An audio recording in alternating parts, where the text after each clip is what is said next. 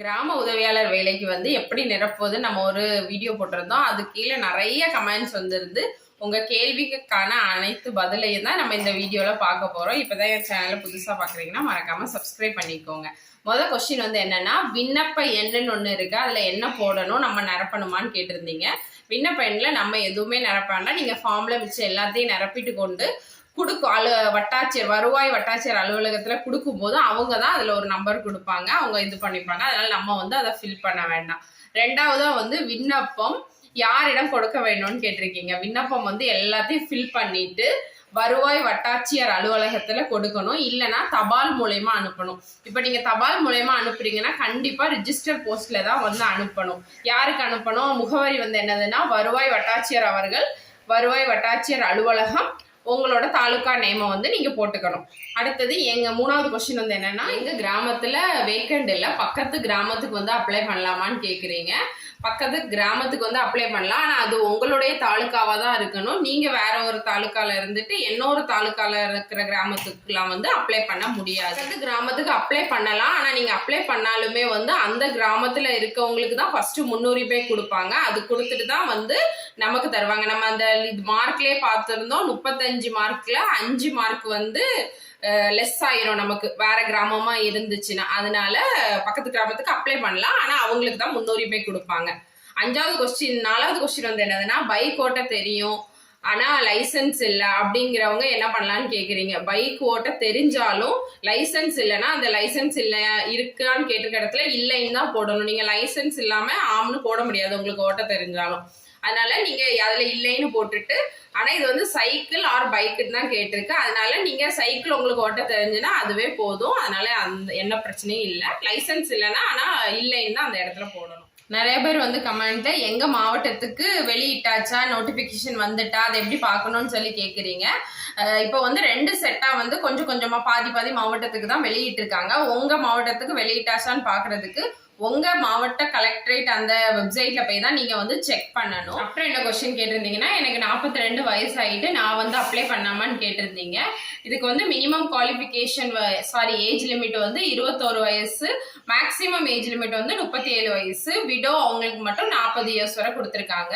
அப்புறமா 2 அப்ளிகேஷன் போடலாமா, 2 கிராமத்துக்கு நான் வந்து அப்ளை பண்ணலாமான்னு கேட்டிருக்கீங்க.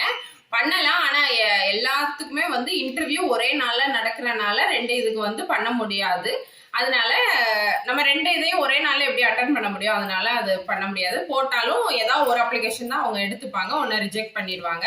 என்கிட்ட ரேஷன் கார்டு இல்லை, நான் அப்ளை பண்ணலாமான்னு கேட்டிருக்கீங்க. இருப்பிட சான்று இருந்தா கண்டிப்பா பண்ணலாம், ஆனா இருப்பிட சான்றுக்கு வந்து ரேஷன் கார்டு தேவைப்படும். அதனால பண்ண முடியாது, அப்ளை பண்ண முடியாது. அதுக்கு முன்னாடிலாம் வந்து போட்டோ இல்லாம ஜாதி சான்றிதழ் இருந்துச்சு, அதை வச்சு அப்ளை பண்ணலாமா, அது வேலிடா இல்லையா நிறைய பேர் கேக்குறீங்க. அது வேலிடு தான், அதனால எந்த பிரச்சனையும் இல்லை. எல்லாமே நம்மளோட இன்ஃபர்மேஷன் தானே, அது கவர்மெண்டால இது பண்ணியிருக்க இது வந்து எல்லாமே வேலிடு தான், வேலிட் இல்லைன்னு சொல்ல மாட்டாங்க. அடுத்தது சொந்த தாலுக்காவில் வேக்கண்ட் இல்லைன்னா வேற தாலுக்காக்கு அப்ளை பண்ணலாமானா பண்ண முடியாது. வேற ஒரு தாலுக்காவுக்கு நம்மளால அப்ளை பண்ண முடியாது. இருப்பிட சான்று இல்ல, அப்ளை பண்ணணுமான்னு கேக்குறீங்க. கண்டிப்பா நமக்கு இருப்பிட சான்று வேணும். அதுலயே கொடுத்துருக்கு இருப்பிட சான்று வைக்கணும். நம்ம எங்க அட்ரஸ்ல இருக்கோங்கிறது தெரியறதுக்காக இருப்பிட சான்று வேணும். இருந்துச்சுன்னா வச்சு அப்ளை பண்ணுங்க. இல்லைன்னா நீங்க இருப்பிட சான்றுக்காக அதை அப்ளை பண்ணுங்க. லாஸ்ட் டேட்டுக்குள்ள வந்துச்சுன்னா கொண்டு கொடுங்க, அவ்வளவுதான். நிறைய பேர் எக்ஸாம் பேட்டர்ன் எப்படி இருக்கும்னு கேட்டிருந்தீங்க. எழுத்து தேர்வு, அதுக்கப்புறம் நம்மளோட பேச்சு தேர்வு வைப்பாங்க, அப்புறம் நேர்முக தேர்வு இருக்கும், அதுக்கப்புறம் சர்டிபிகேட் வெரிஃபிகேஷன், இந்த 3 தான் நடக்கும். இதுக்கு லாஸ்ட் டேட் எப்போன்னு கேட்டிருக்கீங்க. ஒவ்வொரு மாவட்டத்துக்குமே வந்து லாஸ்ட் டேட் மாறும். ஏன்னா ஒவ்வொரு சில மாவட்டத்துக்கு தான் வந்து நோட்டிபிகேஷன் வந்துட்டு இருக்கு. அதனால லாஸ்ட் டேட் வந்து எல்லாருக்குமே மாறி தான். வேக்கண்ட் வந்து இன்க்ரீஸ் ஆகுமான்னு கேட்டிருக்கீங்க. வேக்கண்ட் வந்து இன்க்ரீஸ் ஆகாது. போலீஸ் வெரிஃபிகேஷன் எல்லாம் மெடிக்கல் ஃபிட்னஸ் சர்டிபிகேட் ஏதாவது வேணுமான்னு கேட்டிருக்கீங்க. அது தேவையில்லை. கல்வி தகுதி, நான் வந்து 8th படிச்சிருக்கேன், நான் அப்ளை பண்ணலாமான்னு கேட்டிருக்கீங்க. கிடையாது, கண்டிப்பா SSLC படிச்சிருக்கணும். நிறைய பேர் நான் டிகிரி படிச்சிருக்கேன், நான் அப்ளை பண்ணலாமான்னு கேட்குறீங்க. டிகிரி படிச்சவங்க கண்டிப்பா அப்ளை பண்ணலாம். பிசி வேகன்சில எம்பிசி அப்ளை பண்ணலாமான்னு கேக்குறீங்க. அப்படி பண்ணக்கூடாது. எந்தெந்த இதுக்கு கொடுத்துருக்காங்களோ ஒதுக்கீடு அவங்க மட்டும் தான் அங்க பண்ண முடியும். ஃபார்ம் எங்க வாங்கணும்னு கேக்குறீங்க, மாவட்ட ஆட்சியர் வெப்சைட்ல போய் டவுன்லோட் பண்ணிக்கணும், இல்லைன்னா இ சேவை மையத்துல இந்த ஃபார்ம் கிடைக்கும். இருப்பிட சான்றிதழ் கண்டிப்பா வேணுமான்னு கேக்கீங்க. ஆமா கண்டிப்பா வேணும். பழசு எடுத்ததெல்லாம் கொடுக்க கூடாது, ஏன்னா அதோட வேலிடிட்டியே வந்து 6 மாசம் தான்.